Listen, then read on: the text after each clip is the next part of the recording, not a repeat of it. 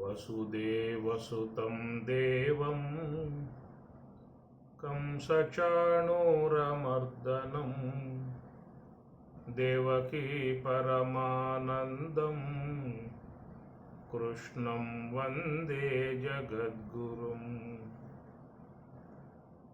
మలనిర్మోచనం పుంసాం జలస్నానం దినే దినే సకృద్గీతాంబుజిస్నానం సంసారమలమోచనం సంసారమలమోచనం.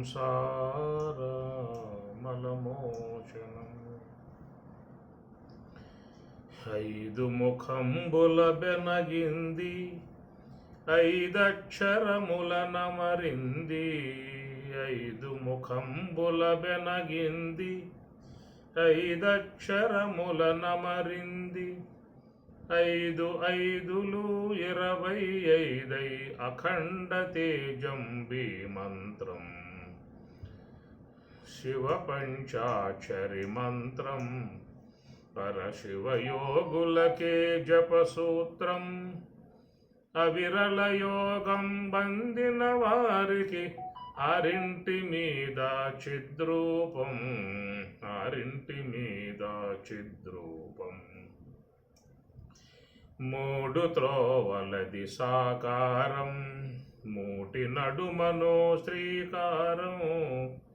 మూడు త్రోవలది సాకారం మూటి నడుమనో శ్రీకారం. సుచేదంతయు సాకారం చూపు నిలిపితే నిరాకారం. శివ పంచాక్షరి మంత్రం పరశివయోగులకే జపసూత్రం. అవిరల యోగం బందిన వారికి ఆరింటి మీద చిద్రూపం. సుషుమ్నాంతమున గురు తేజం అష్టకమలమున శివ పూజం. సుషుమ్నాంతమున గురు తేజం అష్టకమలమున శివ పూజం. వేయి కమలమున మహాపూజం. గురువీరేశుని ఘనతేజం గురువీరేశుని ఘనతేజం. శివ పంచాక్షరి మంత్రం పరశివయోగులకే జపసూత్రం.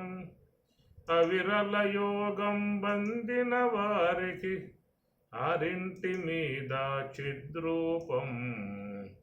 ఆరింటి మీద చిద్రూపం. భగవద్గీత 4వ అధ్యాయము జ్ఞానయోగము.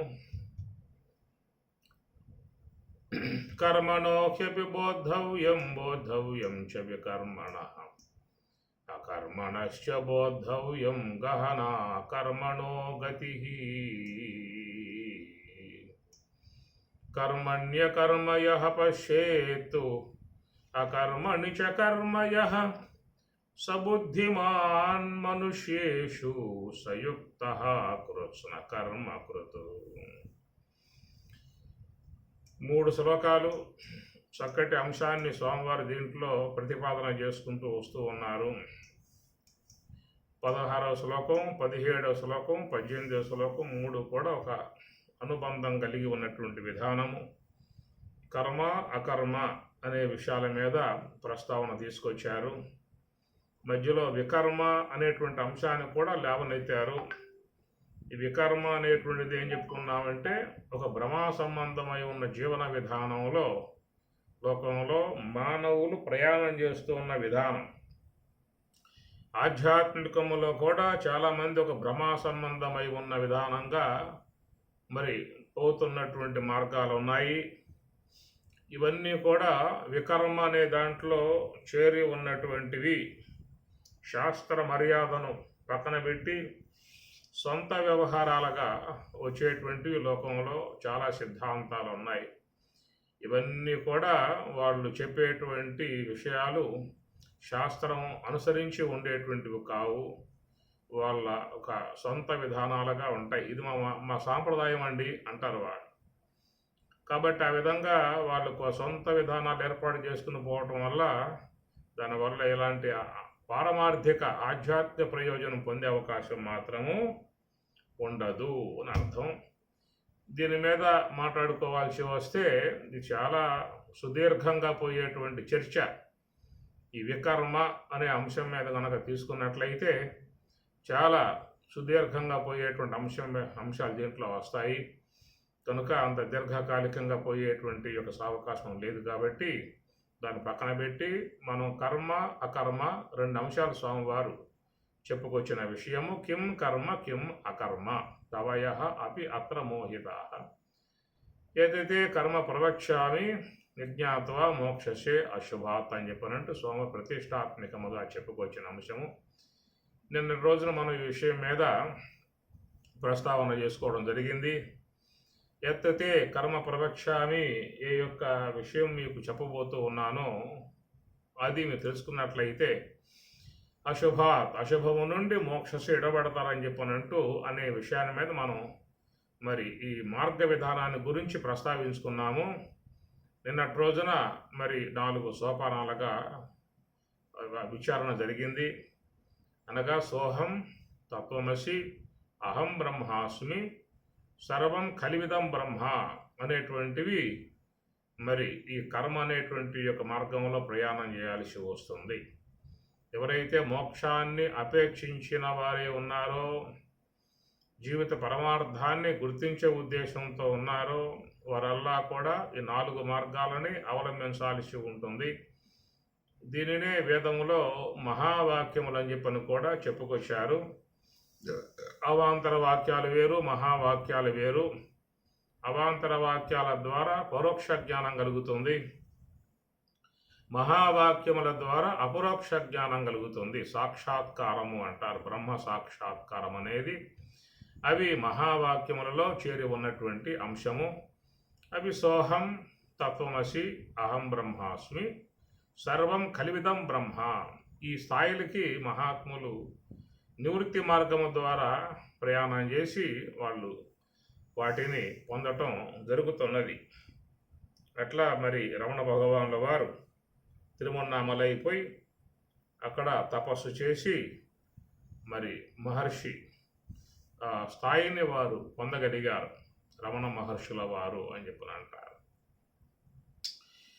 ఆ ప్రకారంగా మరి ఎంతోమంది సాధకులు ఉన్నారు లోకంలో.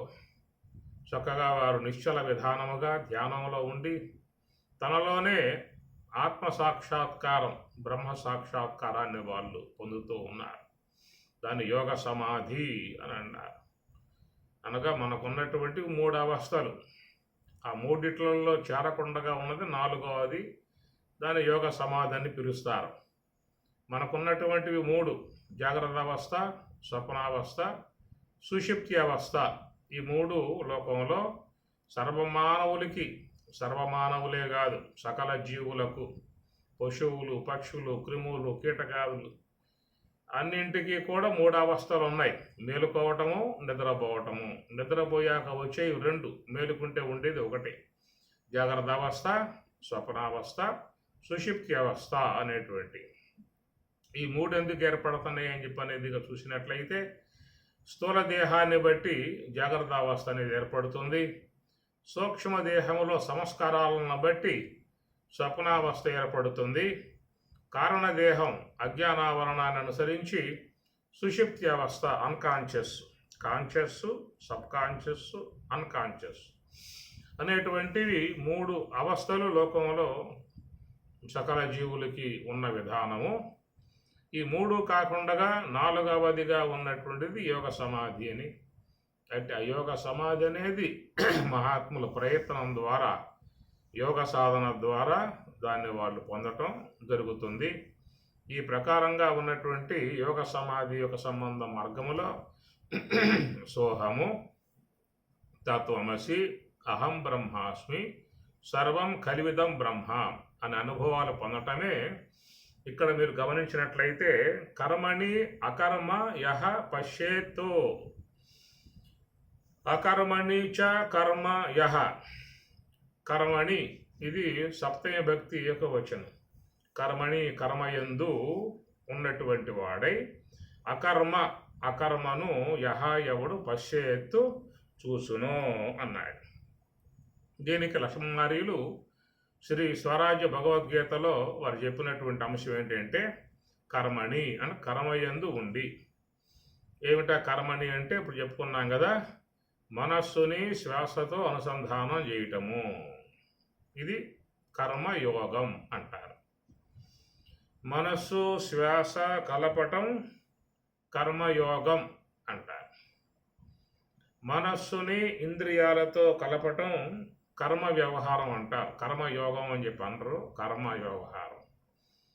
కాబట్టి ప్రకారంగా మరి లోకంలో అందరూ కూడా మనస్సుని ఇంద్రియాలతో సంయమనం చేసి, సంయోగాన్ని పొందింపజేసి, ఇంద్రియ సహకారముతో ఈ లోకములో ఉన్నటువంటి శబ్ద స్పర్శ రూప రసగంధాలు అనబడే విషయాలని ఆస్వాదిస్తూ ఉన్నారు. ఇది లోకంలో అందరూ చేస్తున్న పని. ఉదయం లేచింది మొదలు పడుకోబోయేదాకా, ఈ భూమి మీదకు వచ్చింది మొదలు భూమి లోపలికి పోయేదాకా అందరూ చేస్తున్న పని ఏమిటంటే మనస్సుని ఇంద్రియాలతో సంబంధం పరచి ఈ బయట ఉన్నటువంటి శబ్ద స్పర్శ రూప రస గంధ అనబడేటువంటి విషయాల వరకు మాత్రమే పరిమితమై ఉన్నారు. కానీ మరి ఈ ఊపిరి అనబడేటువంటి శ్వాసతో, దాన్ని హంస అన్నారు, సోహం అన్నారు, అజపానామ గాయత్రి అన్నారు, శబర బ్రహ్మము, పరబ్రహ్మము, ఈ ప్రకారంగా పిలువబడేటువంటి యొక్క దానిని శ్వాస, ఈ శ్వాసకి ఇన్ని పేర్లు ఉన్నాయి. కాబట్టి దాంతో అనుసంధానం కలిగి ఉండేటువంటి వారిని యోగులు అంటారు. ఇంద్రియాలతో సంబంధం పడి ఉన్నటువంటి వాళ్ళనేమో భోగులు అంటారు. శ్వాసతో సంబంధం పడి ఉన్నటువంటి వారిని యోగులు అని చెప్పినంటారు. కాబట్టి ఈ ప్రకారంగా మనస్సుని శ్వాసతో సంయమనం చేశారు, హంస యొక్క ఆశ్రయంలో ఉన్నారు. మరి ఆ శ్వాస యొక్క ఆశ్రయం ద్వారా వాళ్ళు నివృత్తి మార్గంలో వాళ్ళ ప్రయాణం కొనసాగింపబడుతుంది. సత్యలోకం పూజాడ హంసకిరుక, సత్యలోకం పూజాడ హంసకిరుక, విను దానిపై స్వారి చేయుంసు మానసముతో, మానస బ్రహ్మమౌ మాయ దాటి, గురుని ఉపదేశమున గురి కుదురుననగా, సత్యలోకం పూజాడ హంసకిరుక అని మహాత్ములు చెప్పే మాట. ఆ మనస్సుని శ్వాస మీద కూర్చోబెట్టి వాళ్ళు మరి సత్యస్వరూపముగు ఆ బ్రహ్మము యొక్క సమీపానికి పోవడం జరుగుతుంది. కాబట్టి ఈ ప్రకారముగా హంస యొక్క ఆశ్రయాన్ని పొంది తత్వమసి మహావాక్యానుభవానికి చేరుకొని అహం బ్రహ్మాస్మి అనబడేటువంటి స్వరూపంలో లీనం కావటమే ఇది కర్మని కర్మయందు ఉన్నటువంటి వాడై అకర్మ పశ్యేత్. అకర్మ అంటే బ్రహ్మము, ఎవడు పశ్యేత్తు చూసును అని అర్థం. కాబట్టి కర్మయందు ఉన్నటువంటి వాడు మాత్రమే అకర్మ స్థాయికి చేరుకోవటం జరుగుతుంది. ఇది మీకు చూసుకోవచ్చు. స్వరాజ్య భగవద్గీతలో లక్ష్మణార్యులు ఈ అర్థాన్నే చెప్పడం జరిగింది. అది గమనించుకోవాల్సిన అంశము. కర్మని, కర్మయందు, అకర్మను పశ్చేత్తు చూసును. ఒక్క శ్వాస యొక్క ఆశ్రయం ద్వారానే నీకు నివృత్తి మార్గం అనబడేటువంటిది ఏర్పడుతుంది. అది కనుక రెండు ఉన్నాయి మార్గాలు, ప్రవృత్తి మార్గము అని, నివృత్తి మార్గము అని రెండే ఉన్నాయి. ఇక మూడవ మార్గం అనేది ఏది లేదు. ఇక ఒకవేళ మూడవ మార్గంగా చెప్పాల్సి వస్తే దాన్ని భ్రాంతి జ్ఞాన సంబంధ అంశముగా తీసుకోవాల్సి వస్తుంది. దాన్ని పతంజలి మహర్షి విపర్యయము అనే పదం వాడారు. విపరీతం అయనం విపర్యయం. అది భ్రాంతి జ్ఞానము మిథ్యా వస్తువు చేరి అధ్యాస అనేది చెబుతారు. ఈ అధ్యాసనే జ్ఞానాధ్యాస, అర్ధాధ్యాస అని కూడా అంటారు. ఈ జ్ఞానాధ్యాస అనేది ఒకటే ఉంటుంది, అర్ధాధ్యాస అనేది రెండు రకాలుగా ఉంటుంది. అది స్వరూపాధ్యాస, సంసర్గాధ్యాస అని. ఈ స్వరూప అధ్యాస సంసర్గ అధ్యాసలో ఇంకా 6 అధ్యాసలు చేరి ఉంటాయి.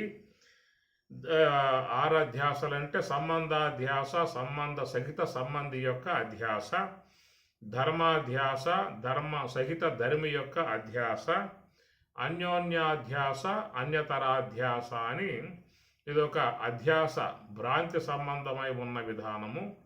ఇదొక మార్గం ఉన్నది. ఇప్పుడు 2 చెప్పుకున్నాం కదా, ప్రవృత్తి మార్గము, నివృత్తి మార్గము 2 చెప్పుకున్నాం ఇక్కడ. ప్రవృత్తి మార్గం అనేది ఇంద్రియముల ఆశ్రయం ద్వారా, నేత్రం ద్వారా దృశ్యాలు, శ్రోత్రం ద్వారా శబ్దాలు, నోటి ద్వారా రసాలు, ఇట్లా మరి బయట ఉన్నటువంటి యొక్క విషయాల్ని ఆస్వాదిస్తూ పోయే మార్గం ఒకటి. దీన్ని ప్రవృత్తి మార్గం అన్నారు, బయటకు పోయే మార్గం అన్నారు.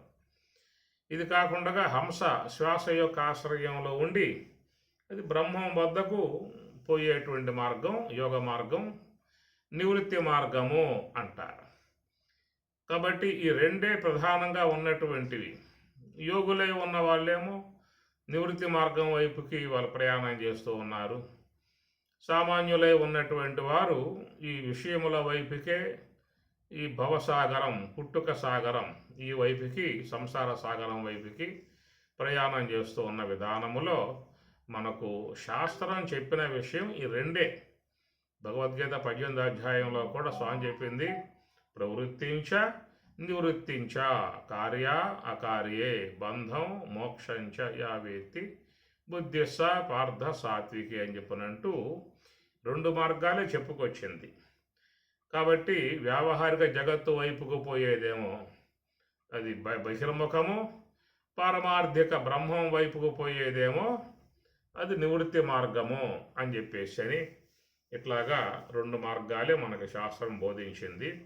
ఇంకా ఏమైనా ఉన్నదనే విషయంగా చూసినట్లయితే ఇప్పుడు చెప్పుకున్నటువంటి భ్రాంతి సంబంధమై ఉన్న మార్గం అనేది ఒకటి ఉన్నది.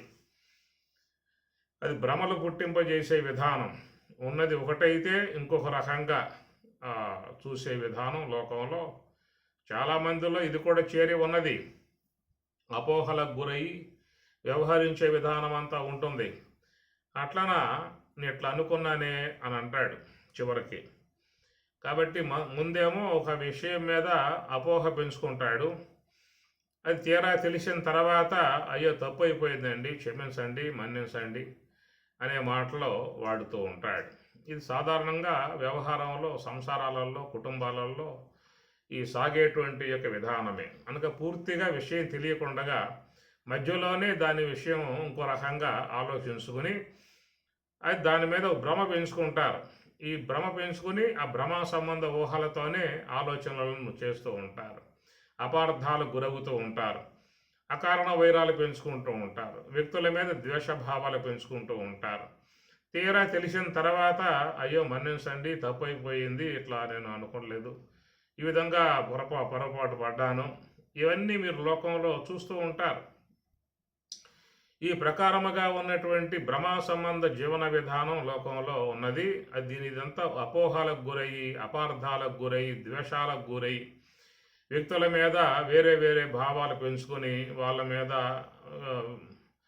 అసహ్య భావాలు కానీ, వేరే ఇంకా ద్వేష భావాలు కానీ ఇట్లాగా జరుగుతూ ఉన్న మార్గం ఒకటి ఉన్నది లోకంలో. ఇది భ్రమ అంటారు. భ్రాంతి సంబంధమై ఉన్న విధానం. భ్రమలు గుడిగిన బ్రహ్మంబు బట్ట బయలు అన్నాడు వేమన. కాబట్టి ప్రకారంగా మనిషి పూర్ణముగా విషయావగాహన లేకుండా మధ్యలోనే దాన్ని వేరే రకంగా అర్థం చేసుకుని పోయే మార్గము.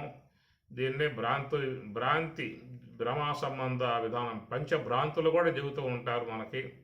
పంచభ్రాంతులు, భేద భ్రాంతి, కర్తృత్వ భోక్తృత్వ భ్రాంతి, సంఘ భ్రాంతి, వికార భ్రాంతి, జగత్ సత్యత్వ భ్రాంతి అని పంచభ్రాంతులు మనకి ఉపనిషత్తుల వాటిల్లో చెప్పే విషయాలు ఉంటాయి. అది కూడా పెద్ద కథ.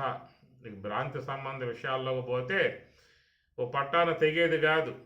అట్లా చాలా విషయాలు దాంట్లో చెప్పుకోవాల్సినటువంటి చాలా ఉన్నాయి. అటు పోయామంటే మనకి ఉన్న సమయం సాగదు. అందువల్ల మనం చూసినట్లయితే మరి ఉన్న మార్గం, ఇక్కడ చెప్పే మార్గం కర్మని అకర్మ యహ పశ్యేత్. కాబట్టి కర్మ యందు ఉండి అకర్మను పశ్చేత్తు చూసునో అనే మాట మీరు గమనించండి. ఏమిటా కర్మయందు ఉండి అకర్మను చూస్తాం అని చెప్పనంటే, అకర్మ అంటే బ్రహ్మం. బ్రహ్మములో ఏ కర్మ లేదు. బ్రహ్మములో ఏ కర్మ ఉండడానికి అవకాశాలు లేవు. ఆత్మ నిష్క్రియం, బ్రహ్మము నిష్క్రియం. అది ఏది చేయదు, ఏమి చేయదు. చేయటానికి దాంట్లో ఎలాంటి గుణాలు లేవు, గుణాతీతం అది. అందువల్ల బ్రహ్మం అనేటువంటి స్వరూపాన్ని అకర్మ అంటారు. దాంట్లో ఏ కర్మ లేదు. అలాంటి అకర్మ పశ్చేత్, మరి ఆ బ్రహ్మమును దర్శించుకునే విధానంగా ఎవరికి ఉంటుందయ్యా అంటే కర్మణి, కర్మయందు ఉన్నటువంటి వాడికి మాత్రమే. ఇక్కడ కర్మ అని చెప్పి అన్నప్పుడు మరి యజ్ఞ కర్మలు, యాగ కర్మలు, దాన కర్మ అనేకమైనటువంటి యొక్క అవన్నీ ఉన్నాయి. ఇవన్నీ పుణ్య సంబంధ కర్మలు. ఇది ఈ బ్రహ్మస్వరూపమును సాక్షాత్కరింపజేసే శక్తి వాడికి లేదు. ఇవన్నీ కూడా పుణ్య ఆర్జన. దానివల్ల సత్కర్మలు, ఇతరులకు ఉపకారం చేయటము, మేలు చేయటము, ఆదుకోవటము, ఆదరించటము, వాళ్ళకి ఏదైనా మంచిగా కలగజేయటము, ఇవన్నీ చాలా రకాలైనటువంటి ఇవన్నీ ఉంటాయి ఉపకార సంబంధ. ఇవన్నీ కూడా చేసినట్లయితే దాని ద్వారా పుణ్య విధానం అంతా వస్తుంది. ఆ పుణ్యం ద్వారా మరి జీవితంలో మేలు కలుగుతుంది. పుణ్యం కూడా అవసరమే. పుణ్యం కూడా జీవితంలో అవసరము కనుక పుణ్య సంస్కారాలు రాబోయే జన్మలలో కూడా అవి కాపాడేటువంటివిగా ఉంటాయి. వనేరనే శత్రుజలాగ్ని మధ్యే మహార్ణవే పర్వతమస్తకేవాం సుప్తం ప్రమత్తం విషమస్థితం వా రక్షంతి పుణ్యాని పురాకృతాని అని చెప్పని కదా చెప్పింది శాస్త్రం. రక్షంతి పుణ్యాని పురాకృతాని. పూర్వ జన్మలలో చేసినటువంటి ఏ పుణ్యమైతే ఉంటుందో అదట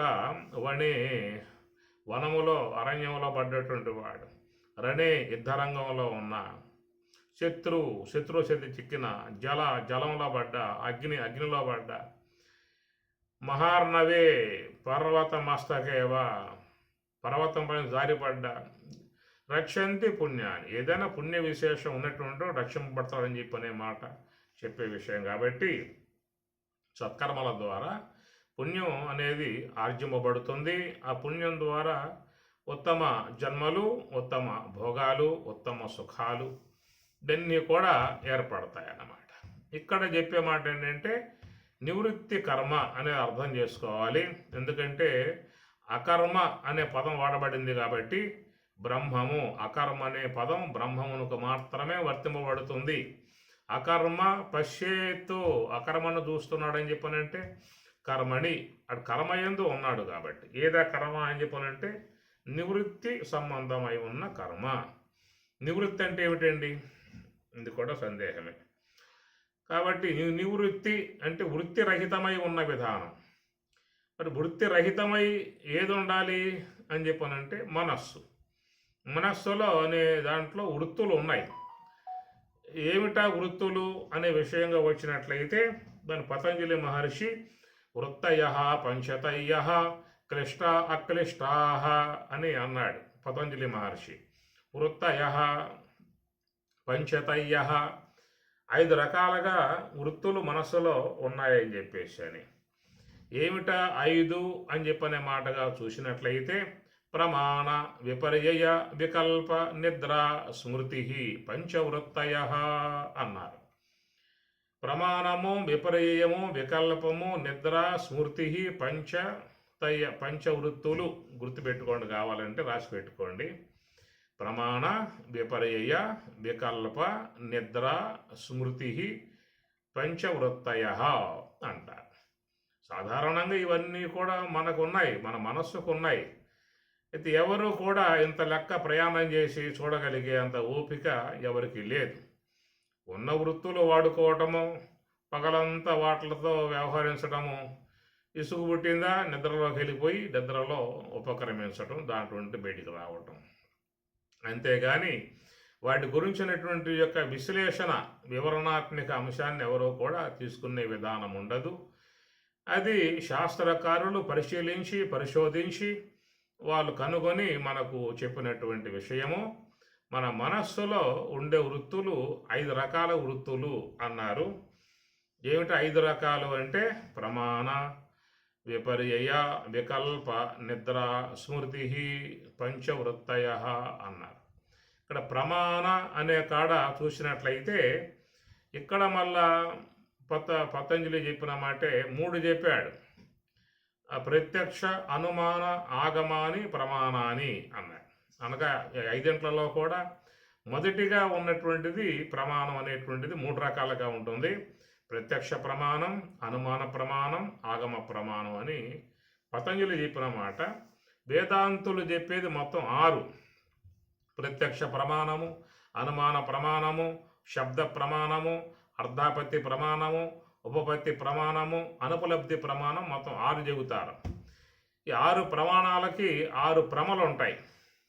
ప్రత్యక్ష ప్రమ, అనుమితి ప్రమ, శాబ్ది ప్రమ, అర్ధాపత్తి ప్రమ, ఉపపత్తి ప్రమ, అనుపలబ్ధి ప్రమ అని చెప్పని.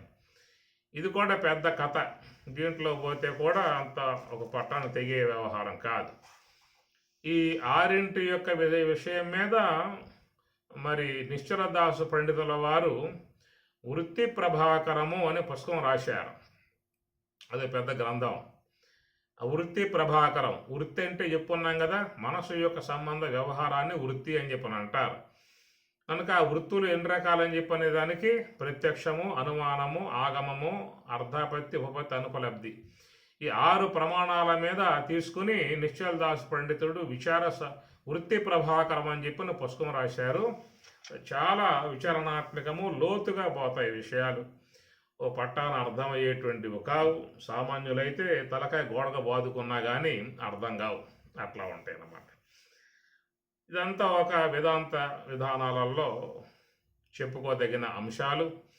తీరుబాటుగా ఉండగలిగితే సావకాశముగా చెప్పుకునే అవకాశాలు ఉంటాయి. ఎంత ఓర్పు, సహనము అన్నీ ఉండాలి ఈ వినాలని చెప్పని అంటే. సరే, ఈ ప్రకారంగా ప్రమాణ, విపర్యయ. విపర్యయం అంటే భ్రమ సంబంధమై ఉన్న అంశాన్ని విపర్యయం అంటారు.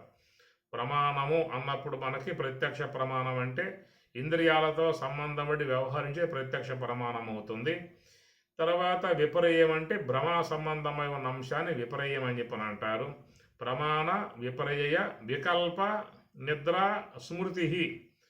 ఇక వికల్పము అంటే మనస్సులో కలిగేటువంటి ఆలోచన సంబంధ వ్యవహారాన్ని వికల్పము అంటారు. శబ్దజ్ఞానానుపాతి వస్తు శూన్యం వికల్ప అని కూడా సూత్రం చెప్పాడు పతంజలి మహర్షి. సరే, వికల్పములంటే సంకల్ప వికల్పములు. ఇట్లాగా మనస్సులో ఉన్నటువంటి వ్యవహారం ఉన్నది. సంకల్పాత్మికం మనః. నిరంతరముగా ఏదో ఒక ఆలోచనలు రగులుతూనే ఉంటాయి.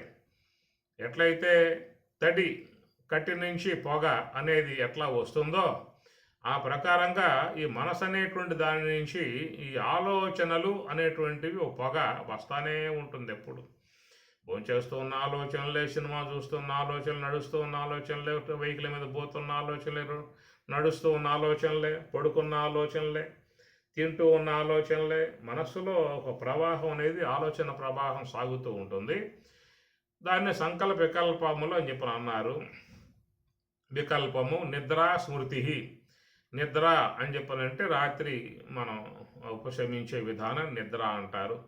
ఈ ప్రకారముగా మరి మనస్సులో 5 రకాల వృత్తులు ఉన్నాయని చెప్పేసి అని మనస్సుని వృత్తి రహితం చేయాలని చెప్పనంటే ఆ మనస్సుని ఏం చేశారు మహాత్ములన్నీ ఆ హంస శ్వాస యొక్క ఆశ్రయంలో పెట్టారు.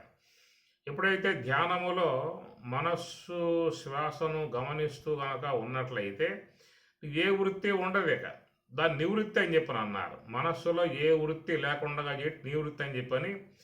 కనుక ఆ ప్రకారంగా అది రావాలంటే మనస్సుని శ్వాసతో అనుసంధానం చేయాల్సి ఉంటుంది. ఈ ప్రకారంగా మరి ఆ మనస్సుని శ్వాసతో అనుసంధానం చేయటమే కర్మ. అంటే ఆ కర్మ అనేటువంటి విధానం ఎందుకు శ్వాసతో అనుసంధానం చేయాలంటే మనలో ఉన్నటువంటి ఊపిరి, గాలి, శ్వాస అన్నాం, ఊపిరి అన్నాం, గాలి అన్నాం, ఉచ్ఛ్వాస నిశ్వాసలు అన్నాం, ప్రాణాపాన వాయువులు అని చెప్పని అన్నాం. ఇంకా మహాత్ములైతే సోహము, హంస, అజపానమ, గాయత్రి, శబల బ్రహ్మ, పరబ్రహ్మ అని వాళ్ళు. ఏదేమైనా మనలో రోజుకు 21,600 సార్లుగా ఈ శ్వాస గమనం జరుగుతూ ఉన్నది. అది ఇది మాత్రం వాస్తవం. కాబట్టి కనపడే వస్తువుగా లేకపోయినా కానీ నాకు శ్వాస లేదని చెప్పి నేను అనటానికి వీలు లేదు. అందరికీ శ్వాస ఉన్నది కాబట్టి లోకంలో వాళ్ళు ఉనికి కలిగి ఉన్నారు. అది ఒక్కటి లేకపోయిందా అంటే ఇక వాళ్ళు విశ్వంలో ఉండటానికి అవకాశాలు లేవు. కళ్ళు లేని వాళ్ళు ఉన్నారు, చెవులు లేని వాళ్ళు, వినపడని వాళ్ళు ఉన్నారు, కాళ్ళు నడవని వాళ్ళు ఉన్నారు, మాట లేకుండా మోగవాళ్ళు ఉన్నారు. అనగా మోగవాళ్ళు ఉన్నారు, కుంటి వాళ్ళు ఉన్నారు, గుడ్డి వాళ్ళు ఉన్నారు, చెవిటి వాళ్ళు ఉన్నారు. కానీ శ్వాస లేని వాళ్ళు మాత్రం ఉండే అవకాశాలు లేవు. కాబట్టి ఈ ప్రకారంగా శ్వాస అనేది ఉండాలి, ఊపిరి ఉండాలి. అంటే ఆ ఊపిరి అనేది లోన ఆత్మ యొక్క అధ్యయనములో ఉన్నది కనుక ఆత్మ చేతనాశ్రయం ద్వారానే ఈ శ్వాస అనేది మనలో ఆడుతూ ఉన్న విధానము. ఈ శ్వాస అనేది ఎవరో కూడా దాన్ని ఆడించే కర్తృత్వం ఎవరికీ లేదు. ఎవరో కూడా ఆ శ్వాసను ఆడించగలిగే సామర్థ్యం ఎవరికీ లేదు. కాబట్టి ఆ శ్వాస అనేది పరమాత్మ యొక్క చేతిలో ఉన్నటువంటి వస్తువు కాబట్టి నువ్వు భద్రతగా ఉన్నావు. మెలకువతో ఉన్నా, నిద్రపోతూ ఉన్నా నీకు ప్రమేయం లేదు, సంబంధం లేదు. ఎందుకంటే అది ఆ శ్వాస అనేది పరమాత్మ యొక్క ఆశ్రయంలో ఉన్నది కాబట్టి నువ్వు నిశ్చింతగా నిద్రపోతూ ఉన్నావు, పొద్దున్న లెగుస్తూ ఉన్నావు. నీ ప్రమేయం లేదు కాబట్టి అది ఆ పరమాత్మయే ఆ శ్వాస ఆడించే విధానముగా ఉంది కనుక అందువల్ల ఎవరైతే పరమాత్మను చేరుకోవాలనేటువంటి తలంపు కలిగి ఉన్నారో వారల్లా కూడా ఈ శ్వాస అనే దాన్ని ఆశ్రయించి ఆ శ్వాస మార్గం ద్వారా పరమాత్మ వద్దకి పోవటం జరుగుతుంది. కాబట్టి కర్మణి అకర్మ యహ పశ్యేత్ ఇది. కాబట్టి ఈ కర్మని ఇటు శ్వాస యొక్క ఆశ్రయంలో ఉండి అకర్మ బ్రహ్మమును పశ్యేత్ దర్శిస్తూ ఉన్నారు. శబ్దంగా ఉన్నటువంటి యొక్క అంశము. అవునండి, మరి కర్మయోగములో ఉండి నివృత్తి మార్గంలో ప్రయాణం చేసి చాలా ప్రయాసపడి ఎంతో కష్టపడి ధ్యానం చేసి నివృత్తి మార్గాల్లో ప్రయాణం చేసి మరి ఆ బ్రహ్మమును పొందటం జరుగుతుందని చెప్పి అంటూ ఉన్నారు కదా. మరి ఆ బ్రహ్మమును మేము ఎందుకు పొందాలి, మాకేంటి అవసరం బ్రహ్మముతో అనేటువంటిది కూడా కొంతమంది ప్రశ్న వేస్తారు. మాకే అవసరం బ్రహ్మమును పొందాల్సిన ఆవశ్యకత మాకు ఎందుకు కలిగింది, దాన్ని పొందటం వల్ల మాకు వచ్చే ప్రయోజనం ఏమిటి అనేటువంటి విధానం. లోకంలో సకల మానవులు కూడా బ్రహ్మమునే వాంఛించి ఉన్నారు. ఎవరికి తెలియదు. నువ్వు బ్రహ్మమును వాంఛించి ఉన్నావు అంటే ఎవడో కూడా ఒప్పుకోడు, నాకేం అవసరం బ్రహ్మం అని చెప్పని అంటారు. కానీ ఆ బ్రహ్మము అనబడేటువంటి దాని గురించి శాస్త్రం బోధిస్తూ ఉన్నది. ఏమిటి ఆ బ్రహ్మము అంటే ఆనందమయోభ్యాసాత్తు అని బ్రహ్మసూత్రం వేదవ్యాసలో చెప్పారు. ఆనందమయ. కాబట్టి బ్రహ్మం అనేది ఏమిటంటే ఆనందమయ, ఆనందమే స్వరూపముగా ఉన్నటువంటిది బ్రహ్మము. గుర్తుపెట్టుకోండి. అది బ్రహ్మం ఎట్లా ఉంటుంది అని చెప్పనంటే ఆనందమే స్వరూపముగా కలిగి ఉన్నటువంటి విధానం. బెల్లం ఎట్లా ఉంటుంది అని అంటే తీపియే స్వరూపముగా కలిగి ఉన్నటువంటి యొక్క వస్తువు. బెల్లము అన్నప్పుడు కింద తీపి, పైన తీపి, లోపల తీపి, ఆ పక్క తీపి, ఈ పక్క తీపి, ఏ పక్క పోయినా కొరికినా దాని యొక్క విధానం తీపే. ఎట్లయితే తీపియే తన స్వరూపముగా కలిగి ఉన్న బెల్లం ఎట్లయితే ఉన్నదో ఆ ప్రకారంగా బ్రహ్మము అనబడేది కూడా దానికి మహాత్ములు చెప్పారు ఆనందమే స్వరూపముగా కలిగి ఉన్నది అని అర్థం. అందువల్ల లోకములో మరి ఎవరికి ఆనందం వద్దు చెప్పండి, ఎవరికి ఆనందం వద్దు? అందువల్ల అందరూ జీవితంలో ఆనందాన్ని అపేక్షించే కదా ఏ కార్యం చేసినప్పటికీ కూడా. డబ్బు ఎందుకు రా అంటే ఆనందం కోసం, ఇల్లు ఎందుకు రా అంటే ఆనందంగా ఉండటానికి, కారు ఎందుకు రా అంటే ఆనందంగా తిరగటానికి. కాబట్టి ప్రకారంగా లోకంలో అందరూ ఏ కార్యం తలబెట్టినా కానీ ఆనందంగా ఉండేందుకు చేస్తూ ఉంటారు. మనం కోరుకునేటువంటి ఆనందం అది ఆత్మలో ఉన్నది. ఆత్మ అనేది ఆనంద స్వరూపమై ఉన్నది. కాబట్టి జీవితంలో తాను అపేక్షించిన ఆనందాన్ని ధ్యానము ద్వారా, యోగ సమాధి ద్వారా సంపూర్ణముగా వాళ్ళు ఆనంద స్వరూపులు అవుతూ ఉన్నారు. అది అర్థం. ఆనందమయోభ్యాసాత్ బ్రహ్మసూత్రం మాంత్రవర్ణికమేవ చ గీయతే అంటాడు. అనేక మంత్రాలు వేదములో బ్రహ్మము గురించి చెప్పినప్పుడు ఆనంద స్వరూపముగానే చెబుతూ ఉన్నాయట. అందువల్ల అంటాడు వేదవ్యాసుల వారు, మాంత్ర వర్ణికమేవ చ గీయ, అనేక మంత్రాలు గీయతే బోధిస్తూ ఉన్నాయి బ్రహ్మము ఆనంద స్వరూపం అని చెప్పని. ఆనందం బ్రహ్మేతి విజానాత్ ఆనందాత్యేవ ఖలు యమాని భూతాని జాయంతే ఆనందేన జాతాని జీవంతి ఆనందం ప్రయంతి అభిశంవిశంతి బ్రహ్మ. కాబట్టి ఆనందమే బ్రహ్మం అనేటువంటి విషయం మీద కర్మని అకర్మ యహ పశ్యేత్, యహ ఎవడైతే ఉన్నాడో సహా అతడు పశ్యేత్తు తెలుసుకుంటూ ఉన్నాడు. దేనిని అంటే అకర్మ బ్రహ్మమును గుర్తిస్తూ ఉన్నాడు. ఇక్కడ బ్రహ్మము యొక్క లక్షణం బోధించాడు, కేవలం సూటిగా చెప్పలేదు. బ్రహ్మము యొక్క అంశాన్ని అకర్మ అనే పదముతో చెప్తూ ఉన్నాడు. ఎందుకంటే అకర్మ అనేది బ్రహ్మమునందు మాత్రం వర్తింపబడుతుంది కాబట్టి అకర్మ పశ్యేత్ అని చెప్పి అన్నారు. అది కర్మణి అకర్మ యహ పశ్యేత్ అకర్మణి చ కర్మ యహ. మళ్ళీ ఇంకో మాటగా స్వామి గారు చెబుతూ అకర్మణి అకర్మయందు కర్మను యహ ఎవడు పశ్యేత్ చూసును. దీనికి స్వామివారు కూడా ఏం చెప్పారంటే, ఎవరైతే బ్రహ్మంలో లీనమై ఉన్నటువంటి వాడై తిరిగి మరలా బ్రహ్మము నుండి జారి వ్యవహారంలోకి వచ్చినట్లయితే అట్టివాడు తిరిగి మరలా కర్మయోగము ద్వారానే అకర్మ స్వరూపాన్ని తెలుసుకోవాల్సి ఉంటుంది. కనుక అకర్మణి చ కర్మ యహ ఎవడైతే కర్మ యొక్క దాని విధానములో ఉండి మళ్ళా బ్రహ్మమును చేరుకోవాల్సి ఉంటుంది అనే విధానంగా మనకి స్వామివారు చెప్పినటువంటి యొక్క అంశము. మనం దాన్ని కూడా చక్కగా గ్రహించుకోవాల్సి ఉంటుంది. దీని విషయంలో మరి ఇంకా కొంచెం విశ్లేషించుకున్నట్లయితే కర్మణి అకర్మయ పశ్యేత్, మనం గతంలో చెప్పుకున్నాం కదా, తత్తే కర్మ ప్రవక్ష్యామి యజ్ఞాత్వ మోక్షసే అశుభాత్. ఎవరైతే ఆ కర్మ యొక్క సంబంధ మార్గములో ఉంటారో వారు అశుభాత్ సమస్త అశుభాల నుంచి, సూక్ష్మదేహములో చేరి ఉన్న కర్మలు, కారణదేహములో చేరి ఉన్న అజ్ఞానం, ఇవన్నీ మనలో చాలా చేరి ఉన్నాయి. ఇవన్నీ కూడా జీవుడికి జన్మ పరంపరలుగా తీసుకుపోయే విధానంగా ఉన్నాయి. అనేక జన్మలలో అనేక దుఃఖాలను పొందింపజేసేటువంటివిగా ఉన్నాయి. కనుక జీవుల్ని ఈ చేసిన కర్మలు వదలవు, లోన ఉన్న అజ్ఞానము వీడదు.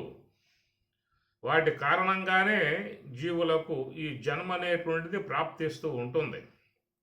కాబట్టి ప్రకారముగా ఆ లోన చేరి ఉన్నటువంటి జన్మకారకములై ఉన్నటువంటి సూక్ష్మదేహములో చేరి ఉన్న కర్మవాసనలు, కారణదేహముగా ఉన్నటువంటి అజ్ఞానము, అవి చేయగలిగేటువంటి యొక్క శక్తి ఒక కర్మయోగానికి మాత్రమే ఉందనే విషయం మీద మనం దాని గురించి చెప్పుకుంటూ ఈ కర్మయోగం అనబడేటువంటి యొక్క ఆశ్రయం ద్వారా మరి సోహం తత్వమసి అహం బ్రహ్మాస్మి సర్వం ఖల్విదం బ్రహ్మ అనే 4వ సోపానం చక్కగా ఆ స్వరూప అనుభవంలోకి ఎవరైతే వెళ్ళిపోయారో బ్రహ్మమే తానే బ్రహ్మమై ఉన్నటువంటి విధానం.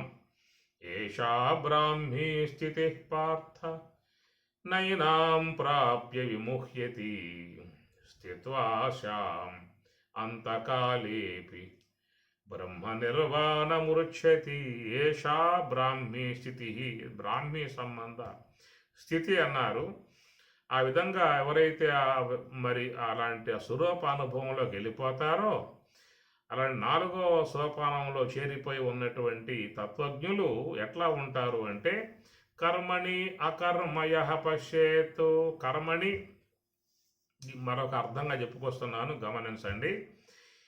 ఈ విశ్వం అంతా కూడా మరి కర్మ సంబంధమై ఉన్న విధానం కలిగి ఉన్నది. సకల జీవులు, సకల విశ్వ పదార్థాలు ఎన్నో ఉన్నాయి. ఇవన్నీ కూడా ఉన్నా కానీ మరి తత్వజ్ఞుడిగా ఉన్నటువంటి అతడు సమస్త పదార్థములయందు, సమస్త జీవులయందు బ్రహ్మమునే దర్శిస్తూ ఉన్నాడు.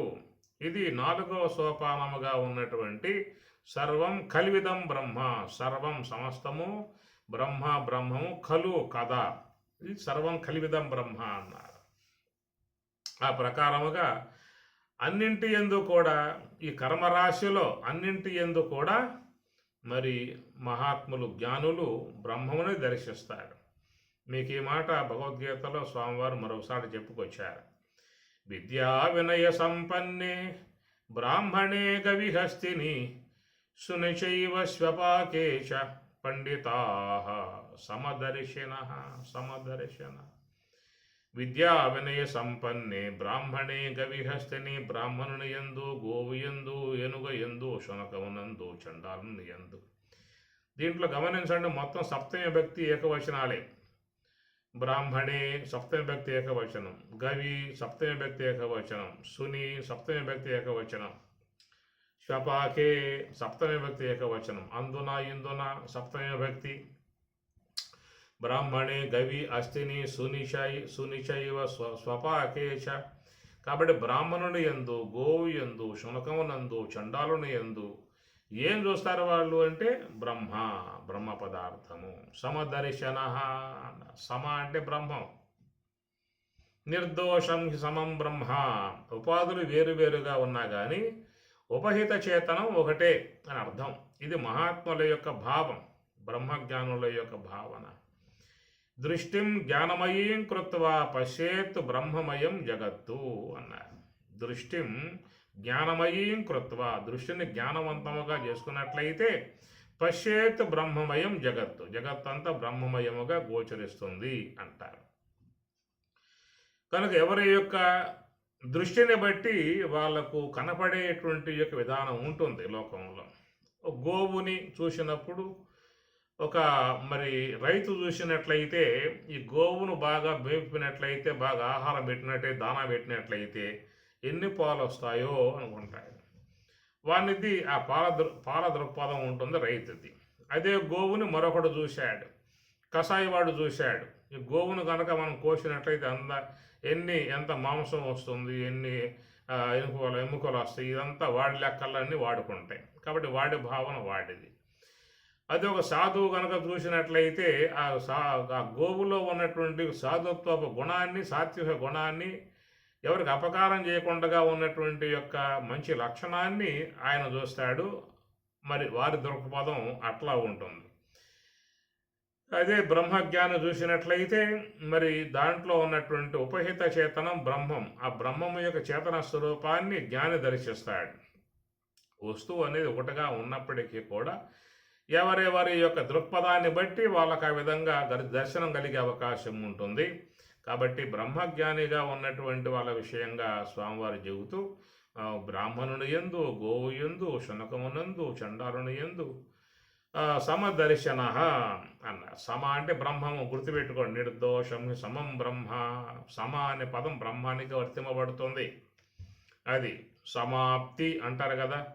లోకంలో చాలామంది కార్య వ్యవహారం పెట్టుకుంటారు, ఎంతో శ్రమ చేస్తారు, ఎంతో బాగా కష్టపడతారు. అంత పూర్తయిన తర్వాత అప్పుడేమంటారు? సమాప్తి అయిపోయిందయా, ఇంతటితో పూర్తి అయిపోయింది, సమాప్తి అంటారు. ఇట్లా లోకంలో ఈ పదాన్ని వాడుకోవడం జరుగుతూ ఉంటుంది.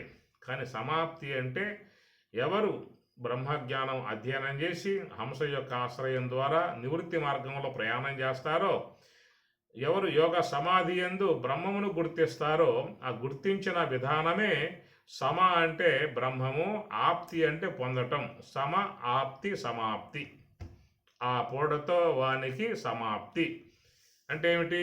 ఇక వానికి జన్మలు లేవు కాబట్టి మళ్ళీకి సంసారాలు, ఈ మళ్ళీకి వీటి యొక్క ఆరాటాలు, పోరాటాలు, గొడవలు, దుఃఖాలు, వేదనలు, సమస్యలు. సంసారం అంటే ఏమిటో చెప్పండి? సంసారం సాగరం అన్నారు.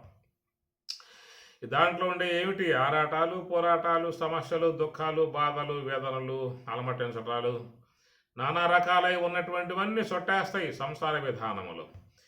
కాబట్టి ఏ యొక్క జన్మలోకి పోయినా ఆ జన్మలో ఇవన్నీ కూడా వచ్చి కూర్చుంటాయి.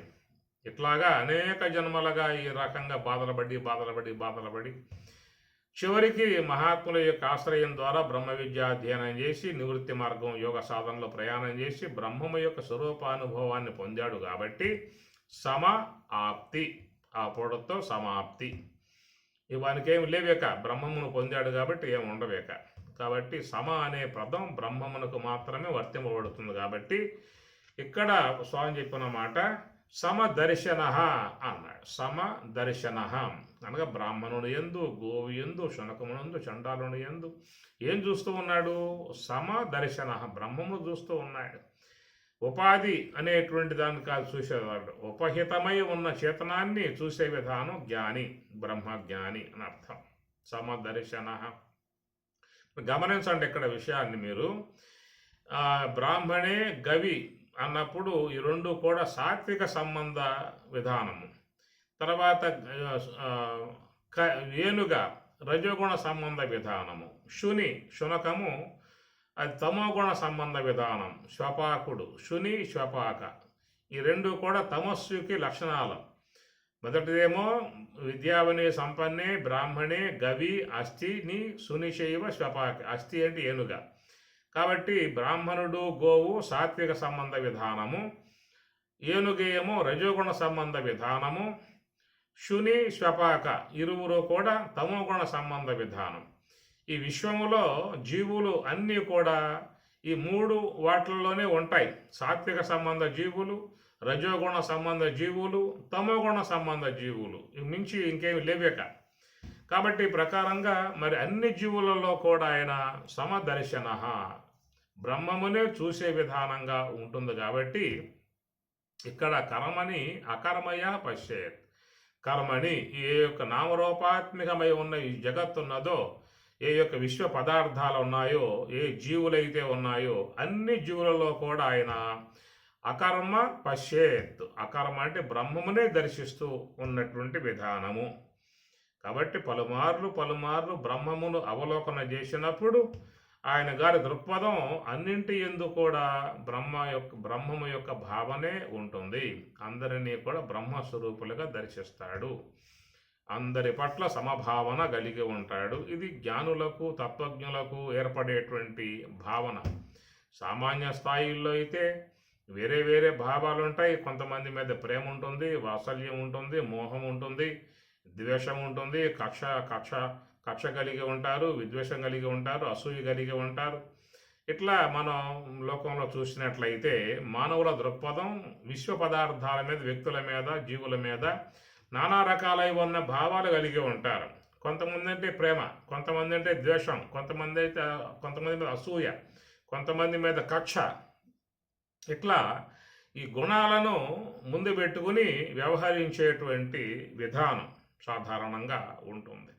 ఎందుకంటే ఈ కర్తృత్వ భావాలకు లోనై ఉన్నారు కాబట్టి ఇలాంటి వ్యత్యస్త భావాలు వ్యక్తులలో ముఖ్యంగా కొనసాగుతూ ఉండేటువంటి విధానము గమనించాల్సిన అంశము. మరి జ్ఞాని యొక్క విషయం ఏంటంటే ఇవన్నీ దాటుకుని ప్రయాణం చేశాడు.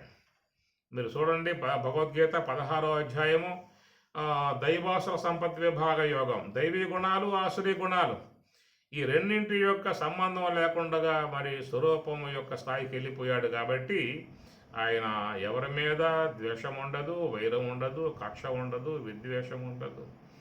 ఈ భావాలు దాటుకుని వెళ్ళిపోయాడు. ఇదొక విధానం. అది రావాలంటే అంత తేలిగ్గా వచ్చేటువంటి యొక్క అంశము కాదు. కాబట్టి ప్రకారముగా కర్మణి అకర్మయ పశ్యేతు. కర్మణి ఈ జగత్తు, ఈ నామరూపాత్మికమై ఉన్న జగత్తు ఎందు అకర్మ పశ్యేత్. అకర్మ అంటే బ్రహ్మమునే చూస్తూ ఉన్నాడు అన్నాడు. తర్వాత రెండవ వాక్యం ఏంటంటే అకర్మణి చ కర్మయ. అకర్మణి అనగా బ్రహ్మమునందు కర్మ పశ్చేత్, బ్రహ్మము యందు కర్మ చూస్తూ ఉన్నాడు అని చెప్పన్నాడు. దీని విధానం ఏంటంటే మీకు ఇది అర్థం కావాలంటే భగవద్గీత 2వ అధ్యాయంలో శ్లోకం ఉన్నది. నాసతో విద్యతే భావో నా భావో విద్యతే సతః ఉభయోః అపి దృష్టోంతః తు అనయోః తత్వదర్శిభిః. ఆ తత్వమును దర్శించి ఉన్నటువంటి జ్ఞాని ఎట్లా ఉంటాడయ్యా అని చెప్పనంటే నా అసతః నాసతో విద్యతే భావో. లేని దానికి ఉనికి లేదు, ఉన్నదానికి లేమి లేదు. ఇది చాలా లోతైనటువంటి యొక్క అంశం. ఉన్నదానికి లేమి లేదు, లేని దానికి ఉనికి లేదు. అనయోహో ఉభయోహో రెండింటి యొక్క అంశం తత్వదర్శిభిః, జ్ఞానులు గుర్తించి ఉన్నారు అన్నాడు. ఏమిటంటే ఉన్నటువంటి బ్రహ్మం భగవంతుడు ఎప్పటికీ ఉన్నాడు, లేని జగత్తు ఎప్పటికీ లేదనేటువంటి మాట. ఇది కొంచెం కొంచెం బాగా అర్థం కాని వ్యవహారం ఇది. అందుకే శంకరాచార్యుల వారి తాతగారు గౌడపాదాచార్యుల వారు అజాతవాదాన్ని బోధించాడు. శంకరాచార్య కాలానికి ఆయన గారు అజాతవాదం కాకుండా మిథ్యావాదం తీసుకున్నాడు. అజాతవాదానికి మిథ్యావాదానికి ఉన్న తేడా ఏమిటంటే, అజాతము అంటే జగత్ అనేది లేదు అన్న విషయం అజాతవాదం. మిథ్యావాదం ఏంటంటే, మిథ్య అంటే సదసద్ విలక్షణ వస్తువు మిథ్య, ఉన్నట్లుగా తోస్తుంది కానీ అది వాస్తవికంగా ఉన్నది కాదు. ఇది మిథ్యా సంబంధమై ఉన్న విధానం. అనగా త్రాటి యందు భ్రమతో పాము గోచరిస్తుంది, ఇది మిథ్యా సంబంధం. ముచ్చెపు చెప్ప యందు వెండి గోచరిస్తుంది, ఎండమావులలో నీరు గోచరిస్తూ ఉంటుంది. ఈ ప్రకారంగా గోచరించేవన్నీ కూడా అది మిథ్యా సంబంధము అని చెప్పని అన్నారు. ఒకప్పుడు ఉంటాయి, ఒకప్పుడు ఉండవు. అనగా భ్రమకాలంలో మాత్రమే గోచరిస్తూ ఉంటాయి. ఇది త్రాడు అన్న జ్ఞానం పొందాడు అంటే ఆడ పాము అనేటువంటి వస్తువు లేదేక. ఇది ముచ్చెప్ప చెప్ప అనే జ్ఞానాన్ని పొందాడు అంటే ఆడు వెంటనే భ్రమ లేదు. ఇవి ఎండమాములు అనే జ్ఞానం పొందాడు అంటే అక్కడ నీరనే భ్రాంతి లేదు. ఈ విధంగా కొద్ది కాలం మాత్రమే తోసి ఆ తర్వాత కాలంలో లేకుండా పోయేదాన్ని ఈ భ్రాంతి అనేటువంటి విషయం కింద వస్తుంది. అట్టనే మనకి చూస్తే అవ్యక్తాదీని భూతాని వ్యక్త మధ్యాని భారత అవ్యక్త నిధనాన్యేవాదత్రక పరిదేవన. ఈ లోకంలో ఉన్నటువంటి ప్రాణులు లేదా మానవులు భారతదేశంలో 140 కోట్ల జనాభా అన్నారు. ఈ 40 కోట్ల జనాభాగా ఉన్నటువంటి వీళ్ళు 100 ఏళ్లకు పూర్వం ఉన్నారా? ఒక్కడు లేడు. మరి 100 ఏళ్ళు అయిన తర్వాత ఉంటారా? ఒక్కడు ఉండడు. అయితే కొత్త వాళ్ళు మళ్ళీ వస్తారనుకోండి.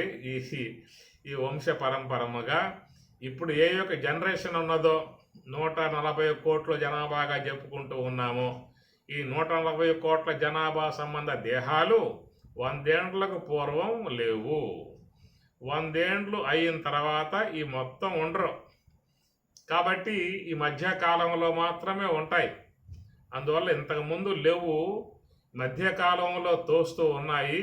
కొద్ది కాలం అయిన తర్వాత వీటి ఉనికి లేకుండా పోతుంది.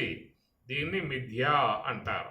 ఒకప్పుడు లేదు, మరి ఒకప్పుడు అట్లా తోసింది, మరి ఒకప్పుడు దాన్ని ఉనికి లేకుండా పోయింది. ఈ మధ్యకాలంలో తోసిపోయేటువంటి యొక్క వాటినే మరి ఈ దేహాలు కూడా మిథ్యయే. విశ్వంలో కనబడేవి అన్నీ మిథ్యయే. ఏవైతే చూస్తూ ఉన్నావో అవన్నీ కాలాంతరంలో వాటి ఉనికి కోల్పోతాయి. ఏవి ఉండవు, చెట్లు ఉండవు, పొట్లు ఉండవు, తీగలు ఉండవు, గీయలు ఉండవు. మొత్తం జీవులన్నీ పశువులు కానీ క్రిములు, కీటకాలు, దోమలు, చీమలు, నల్లులు, పిల్లులు ఏవైతే మన కళ్ళ ముందు కదిలాడుతూ ఉన్నాయో ఇవన్నీ ఇంతకుముందు లేవు, ఇప్పుడు తోస్తూ ఉన్నాయి. కొద్ది కాలం అయితే వాడి ఉనికి ఉండదు. అట్లా ఈనాడు మనం చూస్తూ ఉన్నాం, వ్యవహరిస్తూ ఉన్నాం, మాట్లాడుతూ ఉన్నాం, తింటూ ఉన్నాం, వింటూ ఉన్నాం, వ్యవహారం చేస్తూ ఉన్నాం. కొద్ది కాలం అయ్యిందంటే మనం కూడా ఉండవు, ఈ దేహాలు ఉండవు, వెళ్ళిపోతాయి. దీన్ని మిథ్యా అని చెప్పని అంటారు. ఇది మిథ్యావాదాన్ని శంకరాచార్యుల వారు బోధించారు. అజాతవాదాన్ని గౌడపాదాచార్యుల వారు బోధించిన విషయము. కాబట్టి జగత్తంతా కూడా బ్రహ్మజ్ఞానికి ఎట్లా ఉంటుందని చెప్పనంటే, ఇది కేవలం ఈ నామరూపాత్మకమై గోచరించి జగత్తంతా కూడా మిథ్యా మాత్రమే, వాస్తవం అనేది కాదు. ఇది వాళ్ళ భావం. మన దృక్పథంలో ఏముంటుంది? ఇదంతా సత్యము అనేటువంటి భావన ఉంటుంది. సత్యం అనే భావం ఉంది కాబట్టి ఇంత ఎంపర్లాట, ఇంత పరుగులు ఉరుకులు, నిద్రలేక, ఆహారం తినక, ఏవేవో కూడబెట్టాలి, తీసుకురావాలి, బ్యాంకులో పడేయాలి, ఏవేవో కొనాలి, సమకూర్చుకోవాలి. ఇదేక మానవ జీవితం అంతా ఉన్నటువంటి పోరాటం, ఆరాటం. ఎక్కడెక్కడో కొల్లగొట్టకొస్తాడు, అన్ని బ్యాంకుల్లో పడేస్తాడు, ఏడేడో ఫ్లాట్లన్నీ కొనేస్తాడు, పొలాలు మొత్తం కొనేస్తాడు. ఉన్నాయో కాస్త కరిగిపోయిందా, అరిగిపోయిందా, ఇక అందరికీ సెలవు చెప్పి టాటా చెప్పి వెళ్ళిపోవడం అనేది జరుగుతుంది. కాబట్టి మానవుడు చేస్తున్న పని ఏమిటంటే, ఈ విశ్వ జగత్తులో ఉన్న పదార్థాలను కూడదీయటం అనే పని పెట్టుకున్నాడు. ఆ పనిలో మునిగిపోయి ఉన్నాడు. ఇది వాస్తవం అనేటువంటి భావన. కానీ బ్రహ్మజ్ఞాని యొక్క విషయంలో వాడు కేవలం తాత్కాలికంగా వాటి యందు ఉంటాడే కానీ సత్యత్వ భావన వానికి ఉండదు. జగత్ పదార్థాల మీద సత్యత్వ భావన అనేటువంటిది అతనికి ఉండదు. దానిని అకర్మ యందు కర్మను చూస్తూ ఉన్నాడు. ఎట్లా చూస్తున్నాడు అని చెప్పనంటే ఇది కేవలం అట్లా తోస్తుందే కానీ ఇది వాస్తవం కాదు అనే భావన. ఎడారి ప్రాంతంలో పోతూ ఉన్నాడు. దప్పిక కలిగి ఉన్నాడు. నీరు త్రాగే ఉద్దేశం ఉన్నది. దూరంగా చూస్తే జలం కనపడతా ఉన్నది. ఆ జలాన్ని సేవించే ఉద్దేశంతో పోతూ ఉన్నాడు.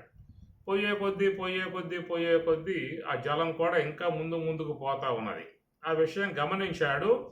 ఇవి కేవలం ఎండమావులు, ఇవి జలం కాదు అని వాడు ఆ జ్ఞానాన్ని పొందాడు. ఎప్పుడైతే ఎండమావులు అని చెప్పిన జ్ఞానాన్ని పొందాడో దానికోసంగా ఎంపర్లాడే ప్రయత్నం వాడు చేయలేక అదే దారిలో ఒక లేడీ కూడా వస్తూ ఉన్నది. అది కూడా దప్పిక కలిగి ఉన్నది. నీరు త్రాగే ఉద్దేశంతో ఉన్నది. నీరు కనబడతా ఉన్నది. దాన్ని తాగే ఉద్దేశంతో పోతా ఉన్నది. ఆ పోయేటువంటి యొక్క మృగానికి ఇవి కేవలం ఎండమావులనే జ్ఞానం కలుగుతుందా? కలగదు. అవి నీరనే భ్రమతోనే పోయి చివరికి అసూలు బాసి చనిపోతుంది. ఒక మనిషి మాత్రమే ఇవి కేవలం ఎండమావులు అన్న జ్ఞానం కలిగి ఆగిపోయాడు. ఆ ప్రకారంగా ఇవి ఎండమావులు, ఇవి వాస్తవంగా జలం కాదు అన్న జ్ఞానం కలిగినప్పటికీ కూడా ఎండమావులు గోచరిస్తూనే ఉంటాయి. గోచరించినా కానీ వాటి విషయంలో అతడు మోహానికి గురికాడు. అది అకర్మని కర్మ యహ పశ్యే, స్వరూపానుభవాన్ని పొంది ఉన్నాడు కాబట్టి అకర్మని అకర్మ యొక్క బ్రహ్మమునందే ఈ జగత్ అనేటువంటిది నామరూపా జగత్ అనేది గోచరిస్తూ ఉన్నది. గోచరించినప్పటికీ కూడా ఇదంతా కూడా వాస్తవం కాదు. ఇది భ్రమా సంబంధము, కల్పనా సంబంధము, పరిణామశీలము, మిథ్యా మాత్రము. ఈ పూట ఉంటుంది, రేపు ఉండదు అనేటువంటి యొక్క భ్రమా సంబంధ దృష్టి నుంచి విడబడి బ్రహ్మము దర్శించే విధానం ఉంటుంది. కాబట్టి అకర్మని బ్రహ్మమునందు ఈ జగత్తంతా కూడా భ్రమారూపముగా తోస్తుంది కానీ వాస్తవం కాదన్నటువంటి జ్ఞానాన్ని కలిగి ఉంటాడు అనేటువంటి యొక్క అంశం. కర్మని అకర్మ యహ పశ్యేత్, అకర్మణి చ కర్మ యహ పశ్యేత్. ఎవరు ఈ ప్రకారంగా చూడగలిగేటువంటి దృక్పథం ఏర్పడుతుందో సహ బుద్ధిమాన్, సహ అట్టివాడే బుద్ధిమాన్ అన్నాడు. బుద్ధిమాన్ అంటే జ్ఞాని. మనుష్యేషు సహయుక్త, సహ అట్టివాడే యుక్త యుక్తుడు. కృత్సన కర్మ కృత్తు, కృత్సన సమస్తమగు కర్మను కృత్తు చేసిన వాడే. ఇది చాలా గొప్ప విశేషాలు మూడు కూడా. సబుద్ధిమాన్ మనుష్యేషు, మనుషులలో వీడే బుద్ధిమంతుడు అని చెప్పని, సహయుక్త వాడే యుక్తుడు అని, కృత్సన సమస్త కర్మలు వాడు చేసిన వాడే అని మూడు విశేషణాలు బ్రహ్మజ్ఞాని విషయంలో స్వామివారు చెప్పుకొస్తూ ఉన్నారు. ఇవి కానీ తర్వాత చెప్పే శ్లోకం కూడా ఆయనకే వర్తించే శ్లోకం ఇది. యస్య సర్వే సమారంభాః కామ సంకల్ప వర్జితాః జ్ఞానాగ్ని దగ్ధ కర్మాణం తం ఆహుః పండితం బుధాః. ఈ శ్లోకాల మీద రేపటి రోజున ముచ్చరించుకుందాము. ఓం సహనా భవతు సహనౌ పునక్తు సహ వీర్యం కరవావహై తేజస్వినావధీతమస్తు మా విద్విషావహై. ఓం శాంతి శాంతి శాంతి. హరి ఓం తత్సతు.